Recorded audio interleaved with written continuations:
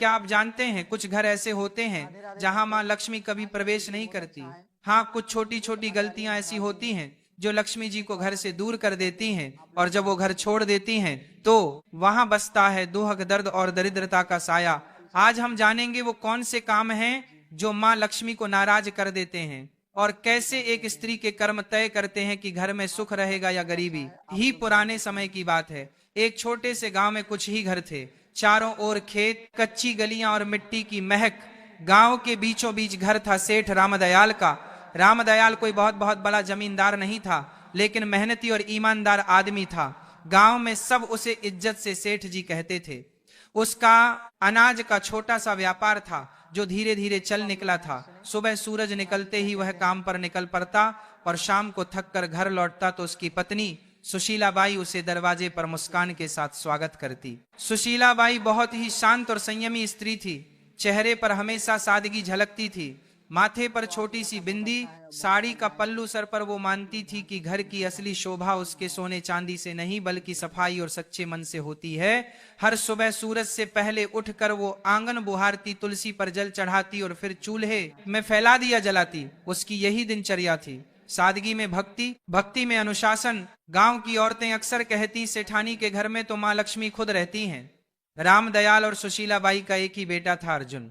अभी बस 20 साल का नौजवान, लेकिन संस्कारों में पला बला अर्जुन दिन भर पिता के काम में हाथ बंटाता और रात को माँ के पास बैठकर उनकी बातें सुनता। वो माँ से कहता, अम्मा, जब आप तुलसी के पास दिया जलाती हैं ना, लगता है घर में सचमुच देवी उतर आई हैं। सुशीलाबाई मुस्कुरा देती और कहती, बेटा, देवी तो हर उस घर में रहती हैं जहां सफाई और श्रद्धा होती है, बस उन्हें मानने वाला दिल चाहिए। समय बीतता गया। घर में सब ठीक चल रहा था, लेकिन किस्मत के खेल अजीब होते हैं। एक दिन सुशीलाबाई को हल्का सा बुखार आया।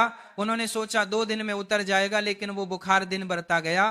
पहले थकान, फिर कमजोरी, और धीरे धीरे हालत ऐसी कि वो रसोई तक नहीं जा पाई।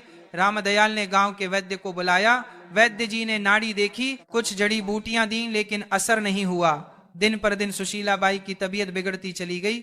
घर का माहौल जो पहले हंसी और पूजा की ध्वनि से भरा रहता था, अब सन्नाटे से घिरने लगा। रामदयाल अक्सर रात को आंगन में बैठकर सोचता, क्यों अचानक ये सब हो गया। कहीं मेरी कमाई में कोई गलती तो नहीं, या हमने किसी का मन दुखाया हो। वो ऊपर आसमान की तरफ देखता और मन ही मन माँ लक्ष्मी से कहता, माँ, जो भी भूल हुई हो क्षमा करना। लेकिन जवाब में बस हवा की धीमी सरसराहट सुनाई देती। अर्जुन हर पल माँ के पास रहता, उनके लिए काढ़ा बनाता, सिर दबाता, और धीरे धीरे यह समझने लगा कि घर की नींव माँ ही होती है। सुशीलाबाई के बीमार पड़ते ही घर का सारा क्रम बदल गया था। जो रसोई हमेशा चमकती थी, अब वैसी नहीं रही।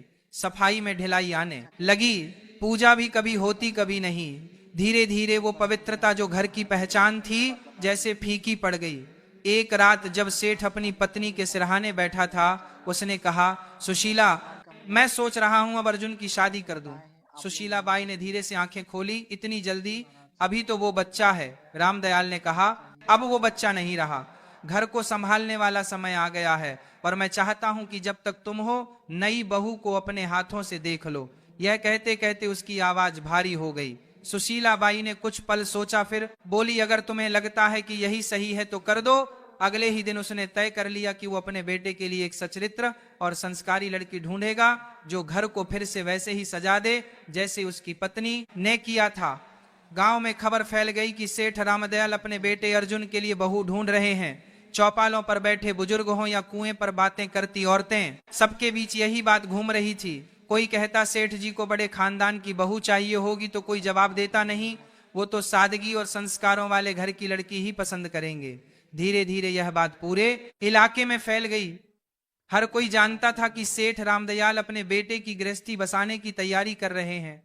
रिश्तों की चर्चा शुरू हुई तो आसपास के गांवों से लोग सुझाव देने आने लगे। हर कोई अपने घर की बेटी की तारीफ करता। सेठ सबकी बातें सुनता, लेकिन हर बार उसके मन में एक ही बात घूमती, सौंदर्य या अमीरी से घर नहीं चलता, घर तो संस्कारों और संयम से बनता है। उसी दौरान उसका पुराना परिचित गोविंद जी मिलने आया। उसने कहा, सेठ जी, मेरे रिश्तेदार के घर एक लड़की है, नाम राधा, सीधी सादी, घर संभालने वाली और बड़ों का आदर करने वाली। मुझे लगता है वो आपके घर के लायक है। सेठ ने कहा, अच्छा, मैं जाकर देख आता हूं। अगले दिन सुबह वह अकेले ही निकल पड़ा। पहले के जमाने में पिता ही जाकर लड़की देखा करते थे। दोपहर तक सेठ उसे गांव पहुंचा जहां राधा का घर था। घर सादा था, आंगन साफ और वातावरण में सादगी थी। राधा के पिता ने आदर से स्वागत किया।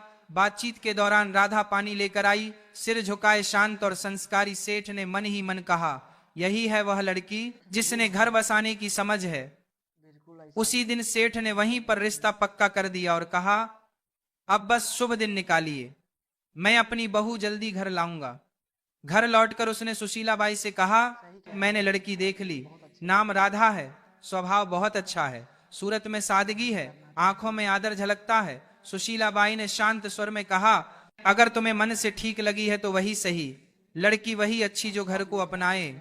सेठ ने सिर हिलाया, मन को सुकून मिला है, लगता है अब घर फिर से बस जाएगा।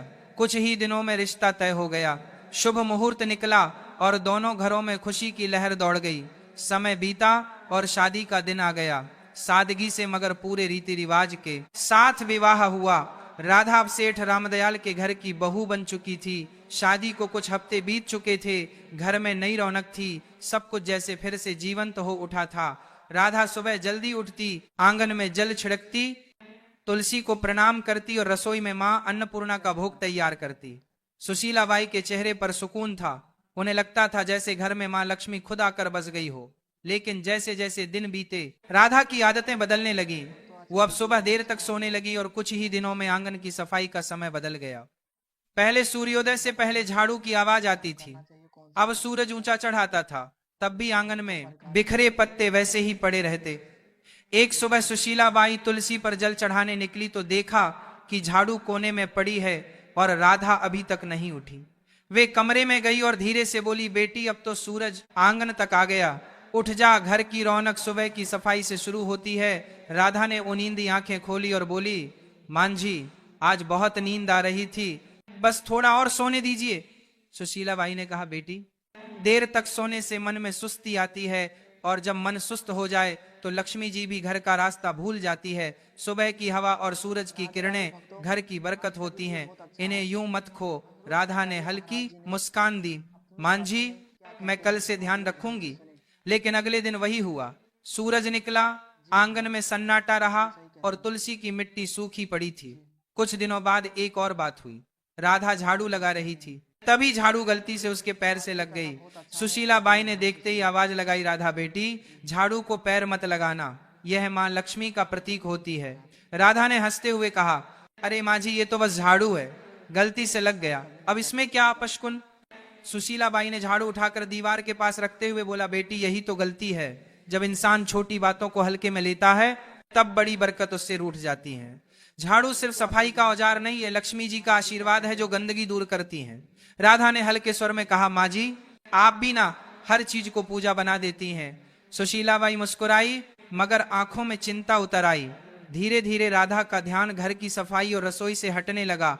एक रात वह खाना बनाकर थक गई और जूठे बर्तन चूल्हे के पास ही छोड़कर सोने चली गई। आधी रात को जब सुशीला बाई पानी पीने उठी तो देखा कि रसोई में जूठे बर्तनों का ढेर लगा है। सुबह उन्होंने राधा से कहा, बेटी रसोई मां अन्नपूर्णा का घर है, वहां गंदगी छोड़ना ठीक नहीं, रात की गंदगी से नकारात्मकता पनपती है। राधा ने कहा, माँ जी आप तो बस चिंता करती रहती हैं, मैं साफ कर दूंगी ना अभी। सुशीला बाई ने गहरी सांस लेकर कहा, बेटी जो काम शाम का हो उसे सुबह तक टालना बरकत को टालना है, साफ रसोई से ही सुख का आरंभ होता है। राधा ने कुछ नहीं कहा पर उसके चेहरे पर थकान और अनिच्छा साफ झलक रही थी। शाम का समय था, सूरज ढल चुका था और घर में दिया जलाने का वक्त था। तभी राधा ने झाड़ू उठाई और आंगन बुहारने लगी। सुशीला बाई ने तुरंत आवाज लगाई, राधा शाम को झाड़ू नहीं लगाते बेटा, इस वक्त माँ लक्ष्मी घर में प्रवेश करती हैं। राधा ने बिना रुके कहा, माँ जी जब दिन में वक्त नहीं मिलता तो शाम को ही सफाई करनी पड़ती है, इससे क्या फर्क पड़ता है। सुशीला बाई दरवाजे पर खड़ी होकर बोली, फर्क पड़ता है बेटी, शाम को झाड़ू लगाने से लक्ष्मी जी का आशीर्वाद बाहर निकल जाता है। बरकत सिर्फ कमाई से नहीं आती, आदतों से आती है। राधा ने झाड़ू एक ओर रख दी और बोली, मां जी मैं आपकी इज्जत करती हूँ पर अब जमाना बदल गया है, लोग ये सब बातें नहीं मानते। सुशीला बाई ने शांत स्वर में कहा, बेटी जमाना बदल सकता है लेकिन घर की नींव नहीं, जो परंपरा से जुड़ा रहे वही स्थिर रहता है। कुछ दिन बाद एक और घटना हुई। राधा ने खाना खत्म होने के बाद जूठे बर्तन चूल्हे के ऊपर रख दिए। जब सुशीला बाई ने देखा तो बोली, बेटी, चूल्हा मां अन्नपूर्णा का आसन है, वहां जूठे बर्तन नहीं रखे जाते। राधा ने बिना ऊपर देखे कहा, माँ जी, मैं बस जगह की कमी से रख दिए थे, बाद में धो दूंगी। सुशीला बाई ने कहा, रसोई में पवित्रता सबसे जरूरी है, अगर चूल्हे पर गंदगी होगी तो लक्ष्मी जी की कृपा भी घट जाएगी। राधा ने मुस्कुराते हुए कहा, माँ जी, हर चीज में देवी ढूंढना बंद कीजिए, खाना तो मैंने बना ही दिया ना, अब थोड़ी देर में सब साफ हो जाएगा। सुशीला बाई ने कोई जवाब नहीं दिया। उनके चेहरे पर निराशा थी, मगर मन में अब भी उम्मीद थी कि शायद एक दिन राधा इन बातों का अर्थ समझ लेगी। धीरे धीरे घर का माहौल बदलने लगा। पहले जहां सुबह पूजा की घंटी बजती थी, अब सन्नाटा रहता था। तुलसी के पास मिट्टी सूख गई थी, दीपक बुझा रहता था। सुशीला बाई अब भी हर सुबह तुलसी के सामने खड़ी होकर कहती, हे माँ, इस घर पर अपनी कृपा बनाए रखना, मेरी बहू को सही समझ देना। लेकिन जैसे घर की रोशनी धीरे धीरे कम होती जा रही थी, सेठ रामदयाल अब चिंतित रहने लगा था। उसे लगता घर में कोई अदृश्य भारीपन फैल गया। एक दिन उसने सुशीला बाई से कहा, लगता है माँ लक्ष्मी रूठ गई हैं। सुशीला बाई ने चुपचाप सिर झुका लिया। उन्हें पता था यह सब राधा की लापरवाह आदतों का नतीजा है, पर वो अभी भी उसे डांटना नहीं चाहती थी। उनका विश्वास था कि प्यार से समझाने पर राधा बदल जाएगी। समय बीतता गया और घर की रौनक धीरे धीरे जैसे मिट्टी में मिलने लगी। पहले जहां सुबह तुलसी के पास दिया जलता था, अब वहां धूल जमने लगी थी। राधा अब ज्यादातर उदास या व्यस्त रहती, सफाई आदि अधूरी, पूजा कभी कभी, और घर में अब वो अपनापन नहीं था जो पहले हर कोने में झलकता था। सेठ रामदयाल ने सबसे पहले बदलाव अपने व्यापार में महसूस किया। पहले जो सौदे फायदेमंद रहते, अब घाटे में जाने लगे। गोदाम में अनाज में कीड़े लग गए, कुछ सौदे अटक गए और पुराने ग्राहक धीरे धीरे दूर होने लगे। सेठ कई रातें जागकर हिसाब किताब देखता, मगर समझ नहीं पाता कि गलती कहाँ हो रही है। एक शाम उसने सुशीला बाई से कहा, सुशीला, अजीब बात है, अब काम में मन नहीं लगता, जैसे बरकत कहीं गुम हो गई हो। सुशीला बाई ने धीमे स्वर में कहा, बरकत तब गुम होती है जब घर की पवित्रता कम होने लगे। माँ लक्ष्मी वहां नहीं टिकती जहां गंदगी और लापरवाही घर कर जाए। सेठ ने गहरी सांस ली। तू कहना चाहती है कि वो आगे नहीं बोला, लेकिन दोनों की नजरें एक ही दिशा में उठी, राधा की, और राधा भी ये सब देखती थी, पर उसे लगता कि यह बस समय की मार है। एक दिन जब सेठ गुस्से में बोला, हर काम उल्टा क्यों हो रहा है, तो राधा ने कहा, पिताजी, ये सब अंधविश्वास है, व्यापार में उतार चढ़ाव तो होते रहते हैं। सेठ ने आंखें तरेरी, तू नहीं समझेगी बहू, जब घर की औरतें रीति भूल जाती हैं, तब घर की बरकत खुद रास्ता भूल जाती है। उस दिन के बाद से माहौल और भारी हो गया। घर में छोटी मोटी चीजें टूटने लगी। राधा ने ध्यान देना बंद कर दिया था। झाड़ू वहीं कोने में पड़ी रहती, रसोई में बर्तन कभी साफ नहीं रहते। सुशीला बाई अब ज्यादातर चुप रहने लगी थी। वो हर शाम तुलसी के पास बैठकर मन ही मन कहती, हे माँ, अब कुछ तू ही कर। एक रात तेज हवा चली और आंगन में रखा दीपक बुझ गया। उसी पल गोदाम से खबर आई, सेठ जी आग लग गई। सेठ दौड़ा पर बहुत देर हो चुकी थी। गोदाम का आधा अनाज जल चुका था। गांव वाले कहते, ऐसा तो पहले कभी नहीं हुआ था। रामदयाल वहीं बैठ गया, माथे पर हाथ रखकर बोला, लगता है माँ लक्ष्मी ने सच में मुंह मोड़ लिया है। घर लौटते समय उसकी आंखों में आंसू थे। उस रात घर में कोई नहीं बोला। सेठ के दिल में पहली बार यह एहसास बैठ गया था, अब अगर कुछ नहीं बदला तो इस घर की खुशियां कभी वापस नहीं आएंगी। सेठ की मेहनत, नाम और इज्जत सब एक साथ डूब गए। घर का माहौल भी अब बदल चुका था। पहले जहां हर सुबह पूजा की घंटी और तुलसी की खुशबू होती थी, अब वहां सन्नाटा था। सेठ रामदयाल दिन रात चिंताओं में डूबा रहता। रात को अक्सर बरामदे में बैठकर बुदबुदाता, माँ लक्ष्मी कहाँ चली गई तू। एक शाम सेठ घर लौटा, चेहरा गुस्से से लाल था। वह आंगन में बैठ गया और एकदम से बोला, बस अब और नहीं सह सकता मैं यह सब। सुशीला बाई चौंकी, क्या हुआ जी? सेठ ने जोर से कहा, क्या बताऊं, सब खत्म हो गया। मेहनत, इज्जत, कारोबार सब जलकर राख हो गया। और मैं जानता हूं यह सब किसकी वजह से हुआ है। उसकी नजर राधा पर टिक गई जो पास ही खड़ी थी। राधा सकपक आ गई, धीमे स्वर में बोली, पिताजी, मुझसे क्या गलती हुई है? मैं तो हर दिन अपने काम करती हूँ। सेठ का स्वर भारी और कांपता हुआ था। काम तूने घर का रूप बदल दिया। बहू न सफाई, न श्रद्धा, न सुबह का दीपक। जब औरत घर की मर्यादा भूल जाए तो लक्ष्मी जी भी उसका साथ छोड़ देती है।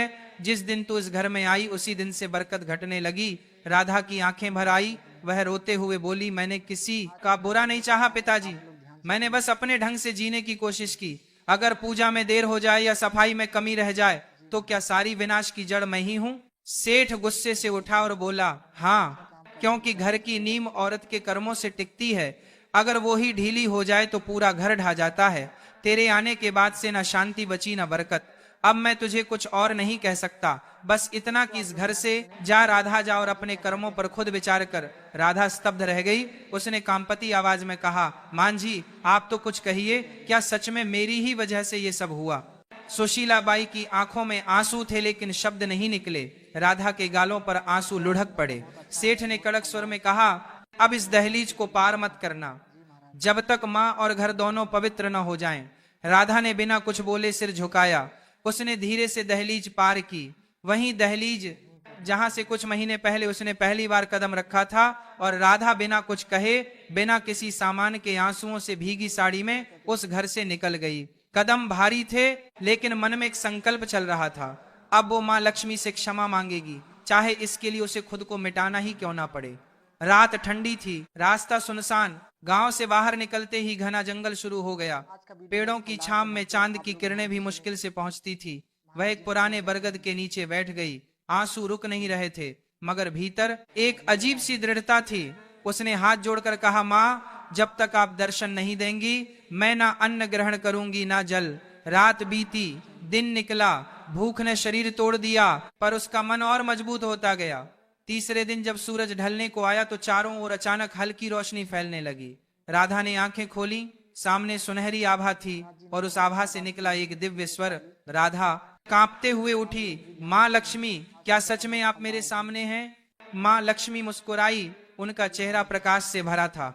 हाँ बेटी, मैं आई हूँ, तेरा आह्वान सच्चा था, तेरी पश्चाताप ने मुझे यहाँ खींच लाया, पर बता तू दुखी क्यों है? राधा जमीन पर झुक गई, आंसुओं से भरे स्वर में बोली, माँ, मुझसे बहुत गलती हुई, मैंने आपकी परंपराओं को अनदेखा किया, सासू जी की बातों को पुरानी मान्यता समझा और अब मेरे कारण सब नष्ट हो गया। कृपा कर बताइए माँ, आखिर मैंने कौन कौन सी भूल की? माँ लक्ष्मी का स्वर मधुर था लेकिन गंभीर। बेटी सुन, जब कोई स्त्री इन गलतियों को करती है तब मैं स्वयं उसे घर से दूर चली जाती हूँ। फिर उन्होंने अपनी उजली हथेली उठाई और एक एक करके बताया। पहली गलती उन्होंने कहा, जब कोई स्त्री झाड़ू को पैर से लगाती है तो वह माँ लक्ष्मी का अपमान करती है, क्योंकि झाड़ू ही स्वच्छता और समृद्धि का प्रतीक है। दूसरी गलती, जब जूठे बर्तन चूल्हे पर रखे जाते हैं तो अन्न की देवी माँ अन्नपूर्णा नाराज होती हैं। जहाँ अपवित्रता रहती है वहां मैं प्रवेश नहीं करती। तीसरी गलती, जब दहलीज पर बैठकर भोजन किया जाता है तो वह स्थान जो स्वागत और आशीर्वाद का होता है अशुद्ध हो जाता है, मैं दहलीज से लौट जाती हूँ। चौथी गलती, जब शाम के समय झाड़ू लगाया जाता है तो वह मेरे आगमन के समय मुझको ही घर से बाहर निकाल देता है। पांचवी गलती, जब स्त्रियां देर तक सोती हैं और सूरज के निकलने के बाद भी घर बंद रहता है तो आलस्य के कारण घर की ऊर्जा नष्ट होती है, मैं ऐसे घरों में नहीं ठहरती। छठी गलती, जब आंगन की सफाई नहीं होती तो वहां नकारात्मकता फैलती है और मैं वहीं से लौट जाती हूँ जहां गंदगी देखती हूँ। सातवीं गलती, जब जूठे बर्तन रात भर रसोई में पड़े रहते हैं तो वे अंधकार को बुलाते हैं और मैं ऐसे घरों से विदा लेती हूँ। आठवीं गलती, जब किसी के सामने दरवाजे को पैर या थूक से ठोका जाता है तो वह घर की मर्यादा को चोट पहुंचाता है, मैं वहां टिक नहीं सकती जहां आदर न हो। नौवीं गलती, जब घर में झगड़ा और कटुता रहती है तो मेरा स्वरूप जो शांति है वहां टिक नहीं सकता। 10वीं गलती, और जब स्त्रियां अपनी पूजा, सफाई और संयम को हल्के में लेती हैं तो वह खुद अपने हाथों से सुख के द्वार बंद कर देती हैं। महालक्ष्मी की आवाज धीमी हुई, याद रखो बेटी, मैं हमेशा वहीं बसती हूँ जहां स्वच्छता, श्रद्धा और सच्चा मन होता है। यह रीति नहीं, जीवन का संतुलन है। राधा की आंखों से आंसू रुक नहीं रहे थे। उसने कांपते हुए कहा, माँ अब समझ गई, घर की रौनक सजावट से नहीं आदर और पवित्रता से आती है। माँ लक्ष्मी मुस्कुराई, तूने गलती मानी है, अब तेरा घर फिर उजलेगा। जा बेटी, अपने ससुराल लौट जा, तेरे लौटते ही बरकत भी लौटेगी। इतना कहकर देवी का रूप धीरे धीरे प्रकाश में विलीन हो गया। राधा वहीं झुकी रही, हाथ जोड़कर बोली, माँ मैं आपका वचन निभाऊंगी, अब इस जन्म में फिर कोई ऐसी भूल नहीं करूंगी। फिर उसने सिर उठाया, आंसुओं में मुस्कान थी और कदम गांव की ओर बढ़ा दिए। जैसे ही उसने दहलीज पार की, सुशीला बाई दौड़ कर आई और आंसुओं के साथ बोली, राधा तू लौट आई। राधा ने कहा, मांझी मैंने सब समझ लिया है। माँ लक्ष्मी घर में तभी बजती हैं जब सफाई, पूजा और श्रद्धा साथ हो। उसी दिन से घर में फिर रौनक लौट आई, व्यापार संभल गया और पूरे गांव में चर्चा होने लगी। सेठ जी के घर में माँ लक्ष्मी फिर से बस गई।